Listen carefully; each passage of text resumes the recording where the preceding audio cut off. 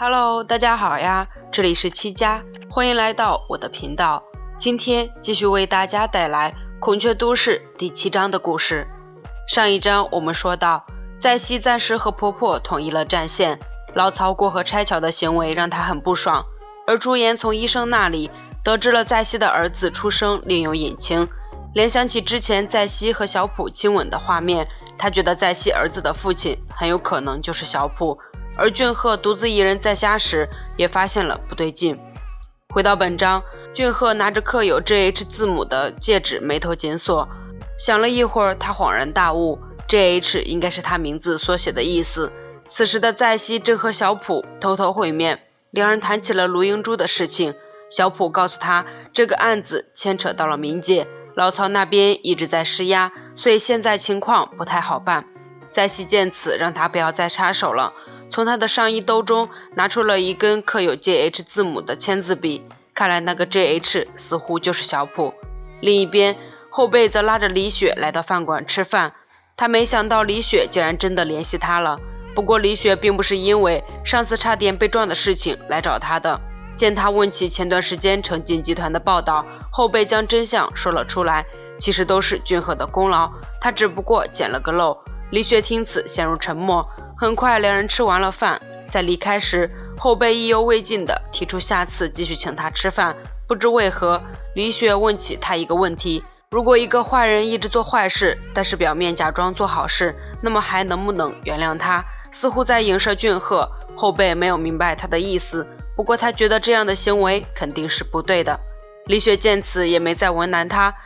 等回到家后，他收到了俊赫的短信，对方似乎很中意他。而此时的俊赫身在曹营心在汉，正依附着在熙时，李雪回复了他的消息，他装作听不明白他的意思，这让俊赫心里痒痒起来，总觉得李雪是在欲擒故纵。之后他直接给对方打去了电话，李雪犹豫了一下，还是接了起来。俊赫问起他和后辈是怎么认识的，言外之意就是他很在意他。李雪沉默了一会儿，提出让俊赫想想自己是在哪里第一次见到过他。这句没头没尾的话让俊赫沉思起来。此时在熙来到儿子的房间，看着床上的小熊玩偶，他回忆起从前的事情。当时他一直怀不上孩子，即使怀上了也是经常流产。公公因为此事特意来到他家大发雷霆，俊赫让他闭嘴离开这里。正因为他这么无知，所以连累了他也被人看不起。公公却觉得正因为自己风评不好，所以才指望俊赫帮他建立正面形象。两人在外面吵得不可开交，在熙则在屋里再一次进行了人工受孕，然而这一次还是没有成功。他正准备指望下次时，医生却告诉他情况不容乐观，因为流产次数过多，他很有可能就此生不了孩子了。伤心的他就将这一消息告诉给了小普，两人相拥而泣，而小熊玩偶似乎就是那时小普送给他的。回到现在，朱颜见准日回来后，不知为何告诉他有利不是他亲生的。准日并不觉得这是个玩笑话，借着上班的借口离开了这里。等他离开后，朱颜又查看起在熙和小普的照片，不知想到了什么，他的心情似乎好了起来。另一边，俊赫发现在熙不见了，在得知在熙是去接儿子后，他给后辈打去了电话，而在熙已经到达了婆婆的家。婆婆告诉他，儿子一大早就跑出去玩，现在累了在里屋睡觉。在熙听此放下心来，很快她来到婆婆的厨房，向她学习做菜手艺。婆婆将做菜手艺一一告诉给她。没一会儿，两人终于说起正事，明天就是民政首席任命发布的日子。婆婆让在熙提前准备好法务部长候选人的工作，顺便把候选人的名字告诉给老曹。在熙趁机道歉，当初是她看走了眼，才决定帮助老曹。婆婆则告诉她，等制服了老曹后，就要开始进行对国土部长官的调查了，一定要让他们被暂停开发的地块重新得到上级的同意开发下去。而俊赫正巧也需要一些大选的备用资金。老曹并不相信婆婆，他看出婆婆不可能对私生子俊赫这么好。他问起一旁的眼镜大叔，知不知道现任法务部长到底是谁？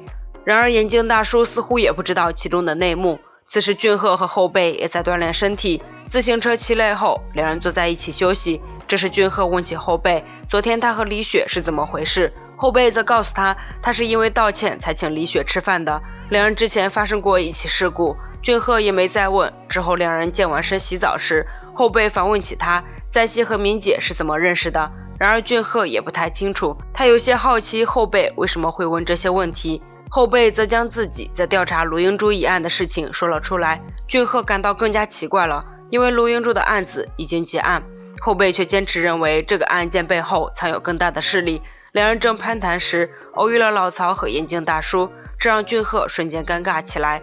很快四人就搞起了私下聚会，后辈觉得以他们的关系，私下聚会是不被允许的，这让老曹有些不开心，怼了一番后辈后还要赶他出去。见后辈脸色阴沉，他又瞬间变脸，称自己是开玩笑的。俊赫没有在意这件事，他夸赞起一旁的小普，年纪轻轻就混到了辅佐总检察长的位置上。老曹说起自己重用小普的原因，他曾经受人陷害，跌落到普通检察官，只有小普还把他当人看。后辈则直求说出老曹被贬职是因为地块拆迁案的错误调查，这让老曹真的有些生气。之后散会时，他还记恨地告诉俊赫，让他好好杀杀后辈的傲气，然后再带出来。说着又抱怨起在熙来，俊赫还没有所反应，但是一旁的小普出来为在熙鸣不平了。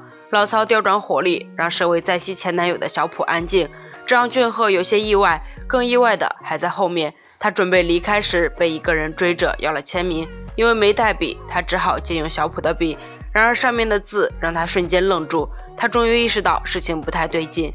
另一边，李雪正准备搞事情，在得知明天的民政首席任命会上，老曹和俊赫都会出现，他准备将这次视频拍出来。而婆婆的贴身秘书一路来到了一个非常隐秘的房间，只见里面全部都是监控，他则将一份数据取了出来。此时在熙正准备拉着儿子一起回家，结果一家人不约而同齐聚一堂。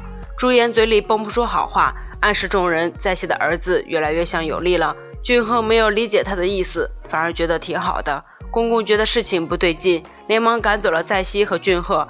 之后他和婆婆聊起，他最近发现婆婆似乎特别护着在熙，见公公半天不说出自己的真实想法，婆婆也没继续听下去的欲望了。她让公公少操点心，将精力放在他们开发的那块地皮上，这让公公有些惊讶，因为这块地皮很早之前就被封禁过了。老曹被后辈搞得一肚子火后，将怒气发泄在小普身上，让他不要因为是在熙的前男友就一直受对方的摆布，如果再这样下去，他是不会放过两人的。这让小普一阵头大。老曹回到家后，接到了在熙发来的短信，约他明天早上见一面。深夜里，在熙仍然在忙手头的工作，而俊赫因为朱颜的话，和儿子一起洗澡时端详起对方的脸庞，看来是已经有所怀疑了。在熙并不知道他的想法，他因为工作的事情给李雪打去电话，在电话中在熙告诉他，其实不用非得将邮件打包发过来，直接打电话就行。但是李雪却表示他有必须这么做的理由，见对方似乎因为一些事非常纠结，在熙用自己的经历安慰他。这一番话也让李雪想了很多。时间来到第二天，秘书给婆婆准备了法务长官候选人的人事资料，现在万事俱备，只差在熙把小普的投资拿到手了。此时的在熙正和老曹对峙着，见狡猾的老曹把小普也叫了过来，他直求地告诉老曹，他很后悔之前帮过他，他如今决定不再帮忙隐藏老曹那段出轨视频。老曹也是聪明人，指责在熙利用他，在婆婆那里获得了让俊赫参加总统选举的名额。在熙听此撕破脸皮，如今他想要的已经得到，而老曹离公搜处长一位仍然遥遥无期，所以他自然占据上风。被拿捏住的老曹气愤不已。另一边，朱颜叫来了丈夫准日，如今婆婆正在召开关于俊赫的民政首席听证会，不过准日仍然风轻云淡的，似乎没有丝毫的嫉妒心，这让朱颜非常不满。她不想见到准日比俊赫落后，拿出一张卡，还告诉准日想重回新婚时的激情，再要一个孩子。准日却求她，唯独孩子的事情不行。